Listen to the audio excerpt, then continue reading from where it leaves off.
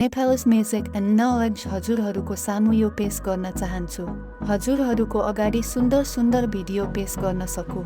साथीहरू, यो नकारात्मकता शब्द फैलेको देखेर मलाई साह्रै नरमाइलो लाग्छ। मलाई केही भन्नु छ है साथीहरू, म भन्छु है।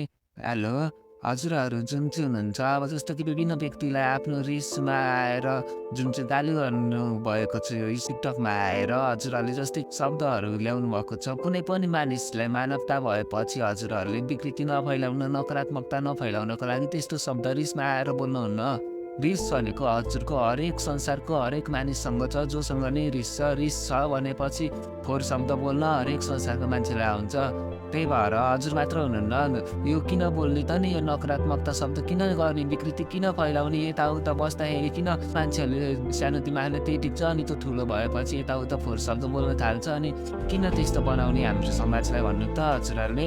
त्यस्तो त्यही भएर कुनै रिस हुन्छ, अवश्य हुन्छ, कुनै प्रति हुन्छ, आफूमै रिस हुन्छ। त्यो रिस हजुरहरूले आएर टिकटकमा नकारात्मकता शब्द नभनी पनि व्यक्त गर्न सक्नुहुन्छ है साथीहरू है।